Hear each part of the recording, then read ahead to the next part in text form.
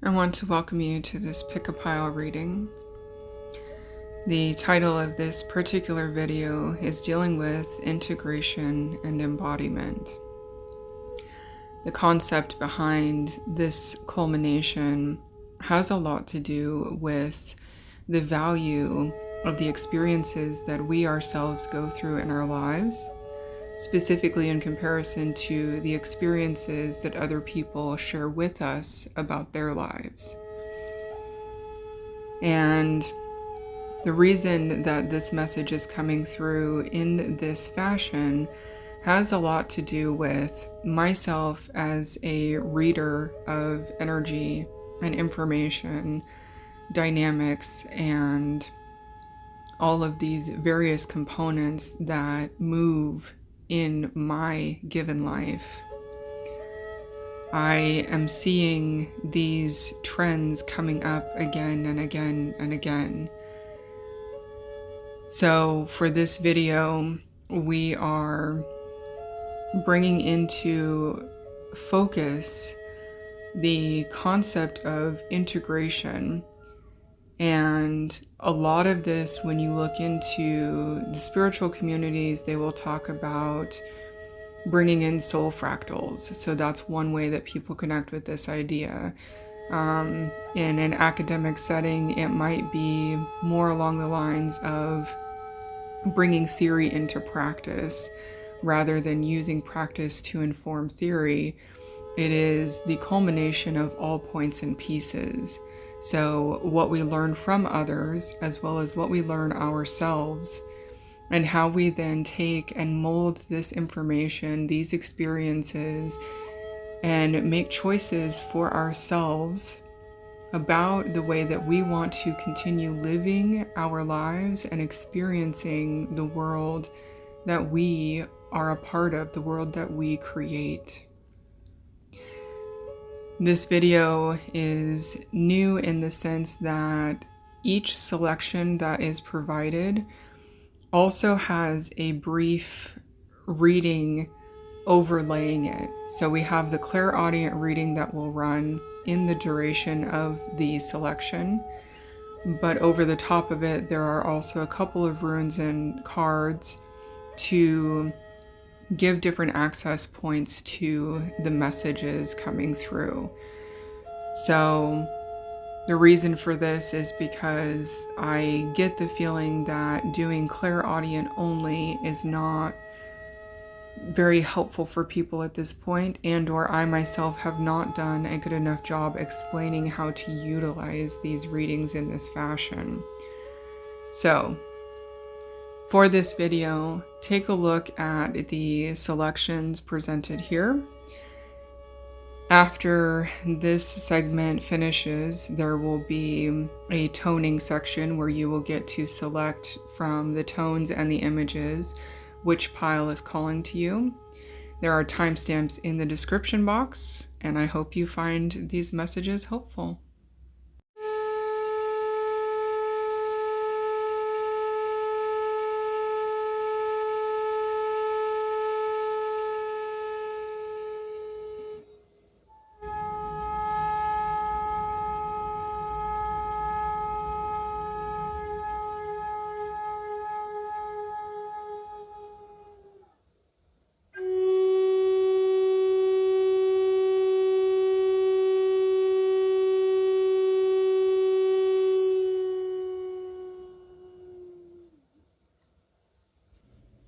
So pile 1, this is the card and the runes that came through for this particular selection.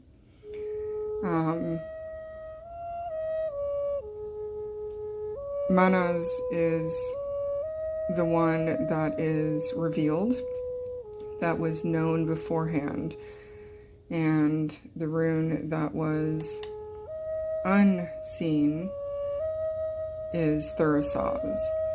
So the energy that's on the surface that is consciously in awareness is dealing with community, is dealing with our connection to not only ourself, but ourself in relation to others.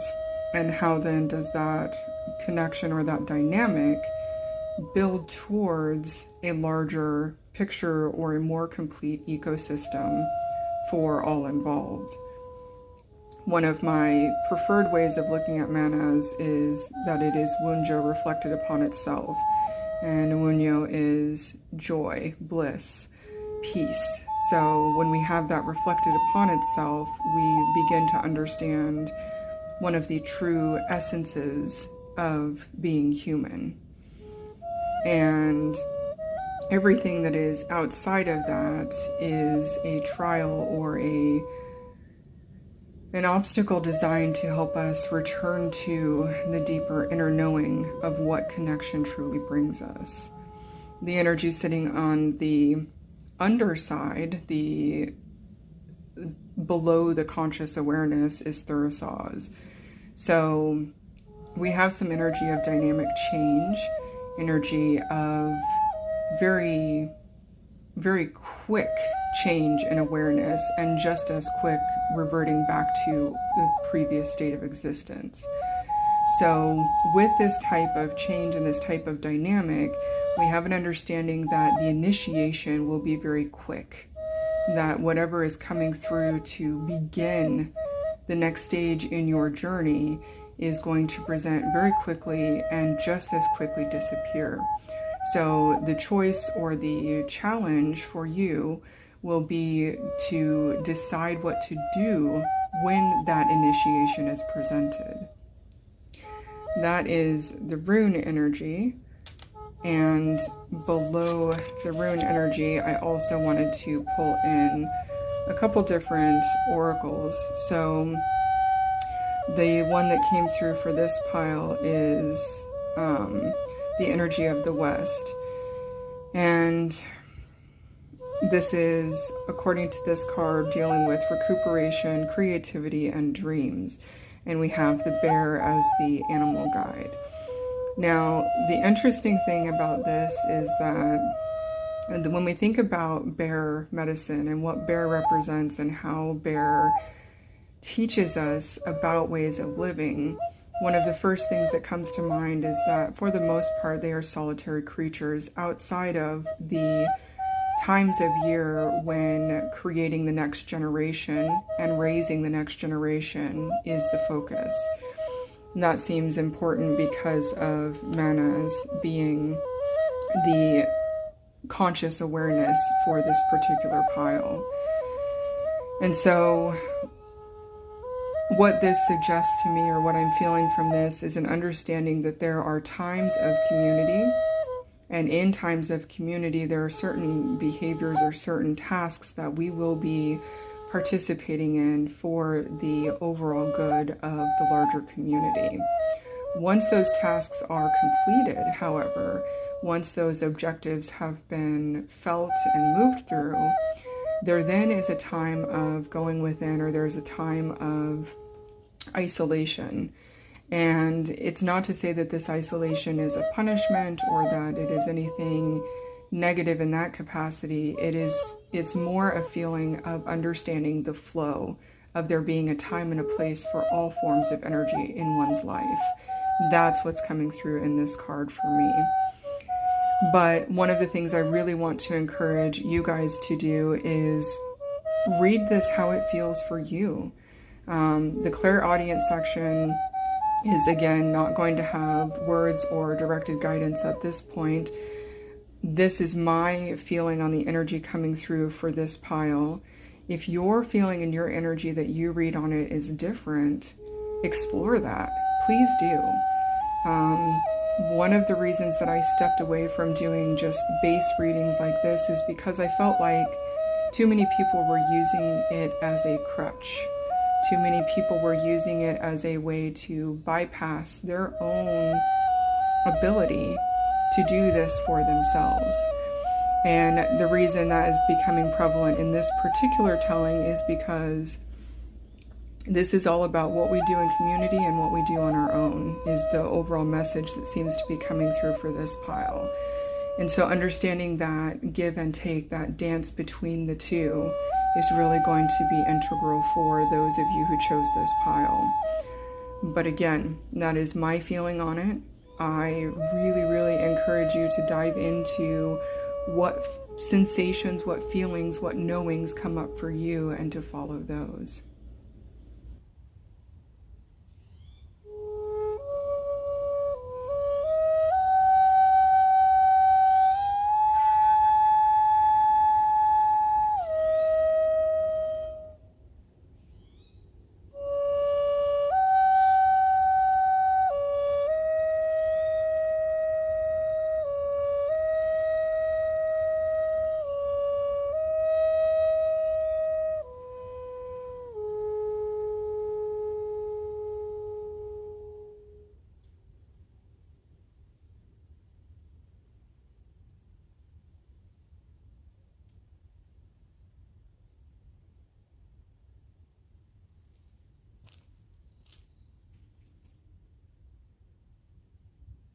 Okay, so this is the set that came through for option 2, and the conscious energy that came through in the runes is Kenaz.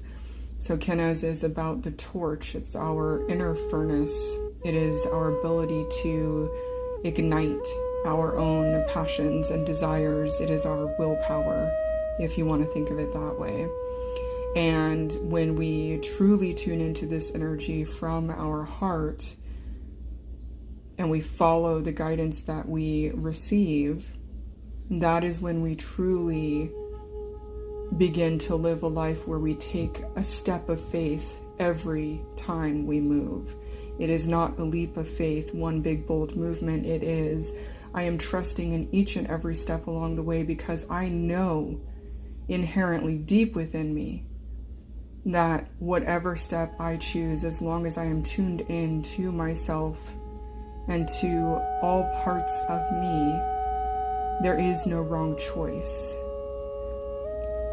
The energy that is below conscious awareness is Rido. So we have the energy of a journey, or the vehicle by which we move around in this time of living. So with this energy not really being at the level of awareness, what the feeling that's coming up for me around this is that there is some kind of limitation around how we think we are going to move from one step to the next.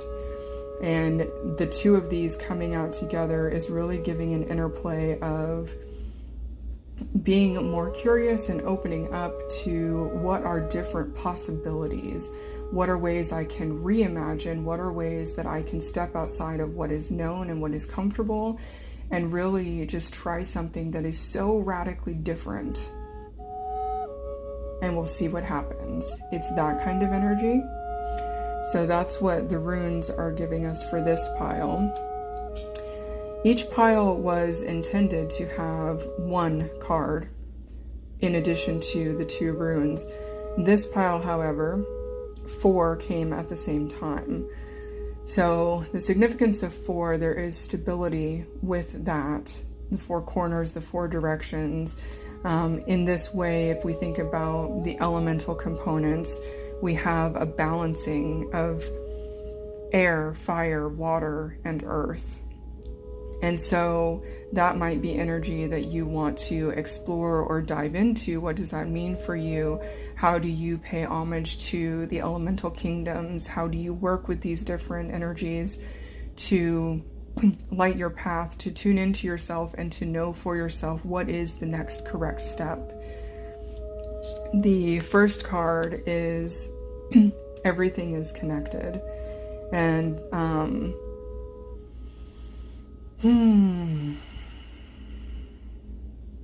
that one got me for a minute, which is why there was a sigh. So what that is asking me to speak on is an understanding that with the energy of momentum and the energy of knowing that we are taking the right next step, that there can be no wrong next step, because everything is truly connected. It is okay, and sometimes it is absolutely necessary to pause before taking the next step. Taking a step sometimes involves rest. And understanding that piece of it, I think, is where the direction we're heading with just this first card coming out. But let's take a look at the others.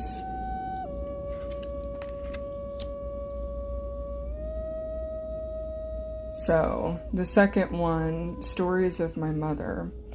And it is an additional triangular shape, which is particularly important because Kenaz and Rido have two sides of the triangle. We have color and we have black and white. So this is feeling a lot like illumination and understanding that information is presented to us in different sensory states for a reason. The ability to connect with our senses is the language of our body. Our feelings help us move through the world with the information they give us. And so if you are drawn in particular to one triangular representation over another, it may become important to start asking yourself why. What is it about the sensory input that is more or less compelling to you in comparison one to the other?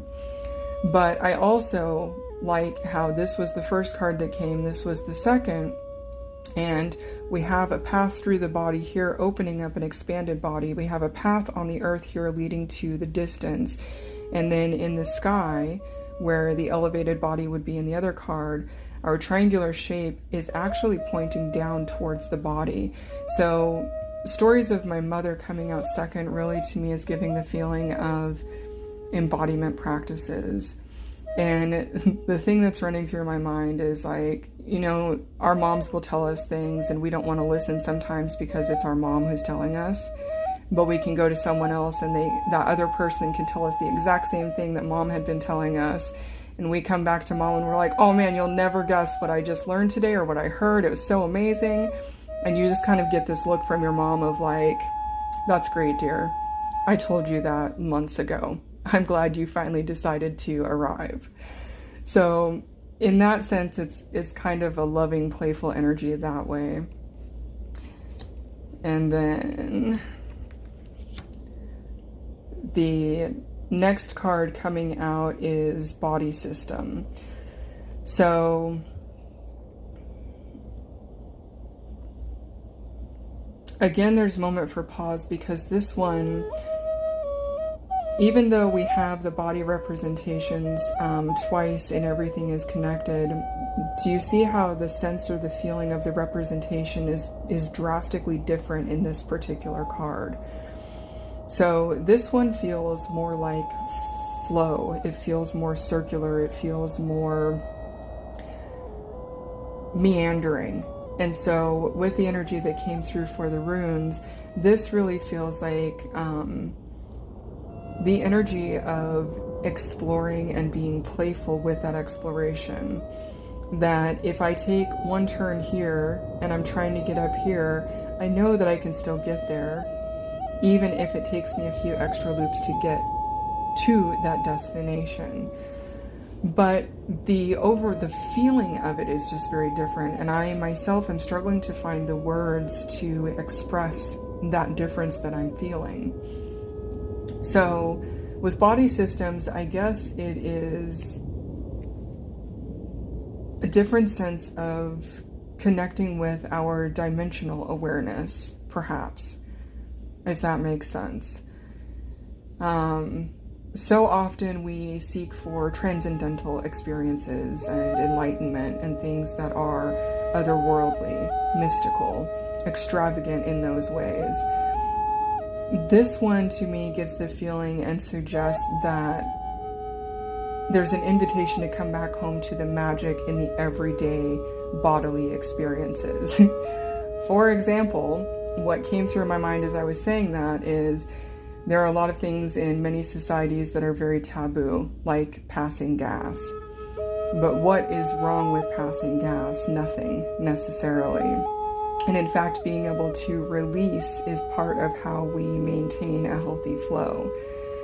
So being curious about these kind of things also tells us how to manage and navigate our body in the most optimal way.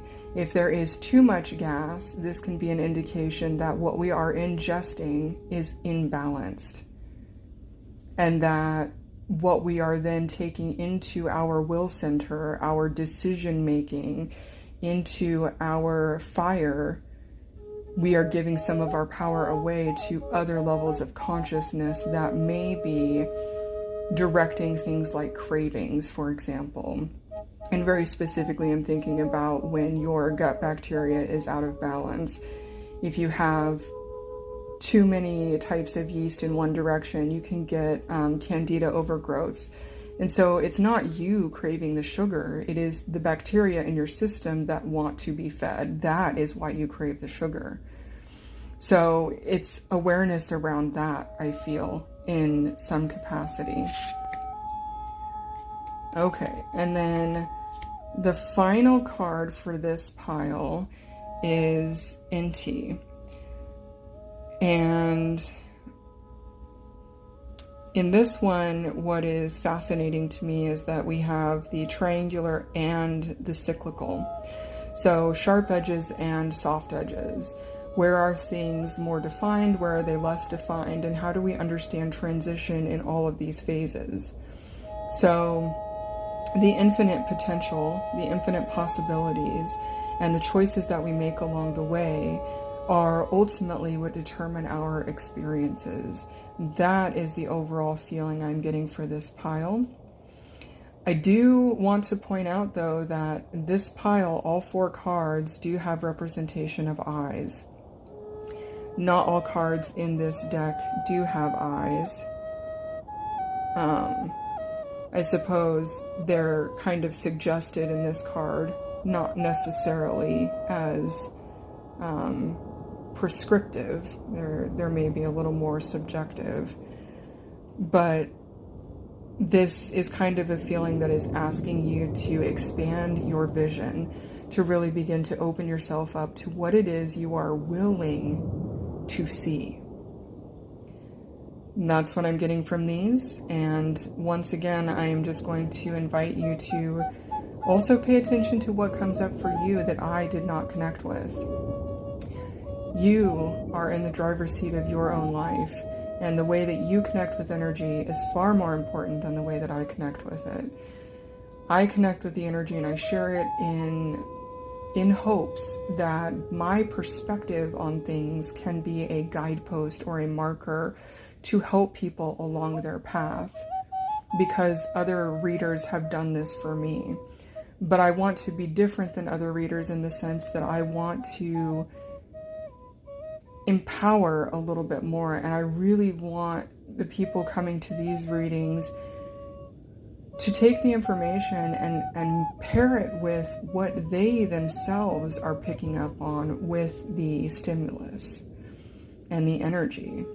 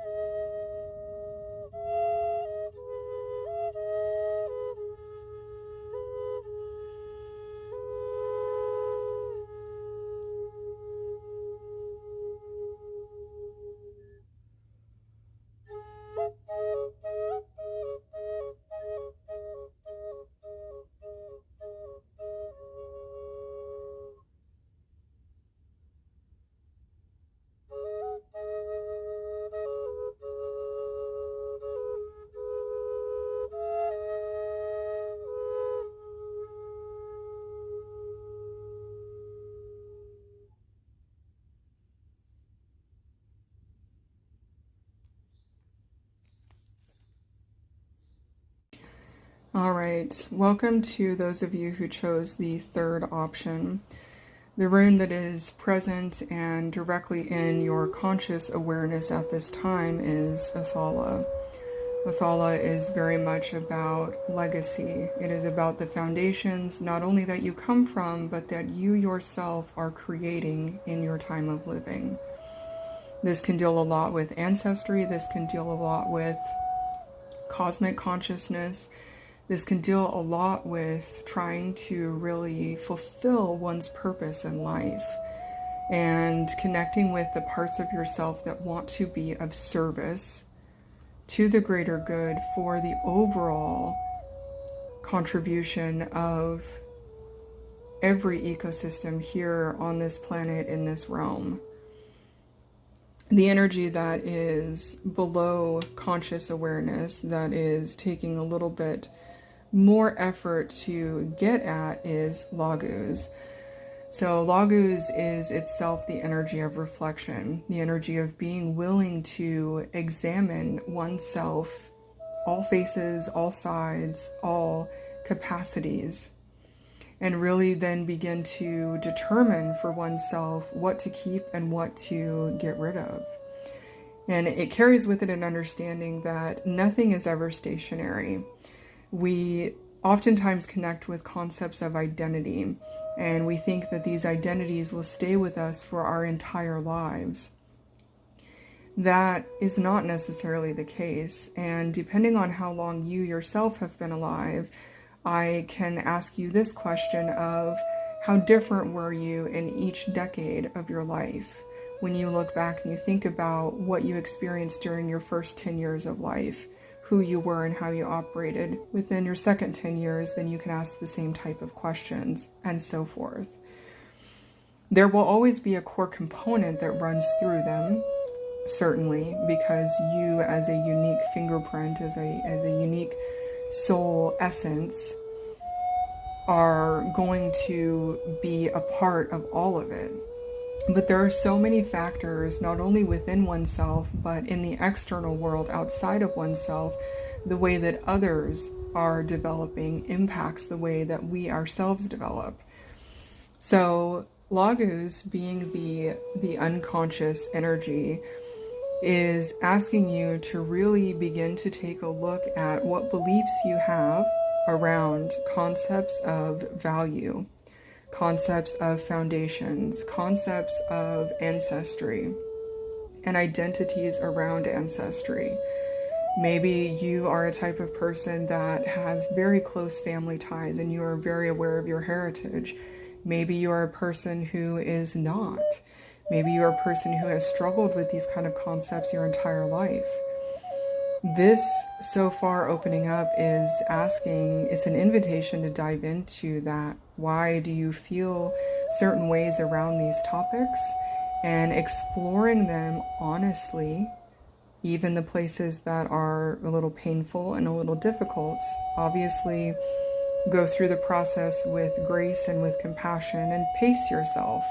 There is no urgency to be a completely different person in a completely different place in the snap of fingers. In the snap of one's fingers, I think is the better way to say that. But that's the invitation, is to begin doing this kind of work where you really are looking at these things and determining what they mean for you and why. So the card that we have then for this reading is Time to Move On. And this made me, it literally brought a smile to my mouth when I flipped and I saw this butterfly carrying this little creature. And the number 22, if that is of significance to some of you watching. So on the face side of the card, we have a moth. And on the back, on the actual card itself, we have a butterfly. One of the distinguishing factors between moths and butterflies is that moths are often nocturnal, while butterflies are often diurnal. They are out during the day.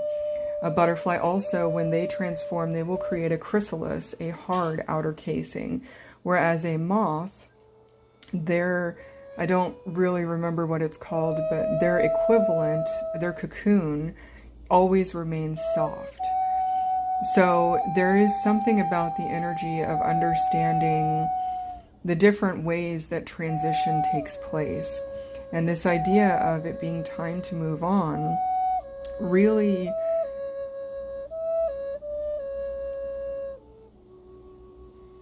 the feeling that is coming up is that for some of you, the time to move on, you've been aware of it. You know that it's been coming and you maybe have been resisting it, and that's why it's lingering.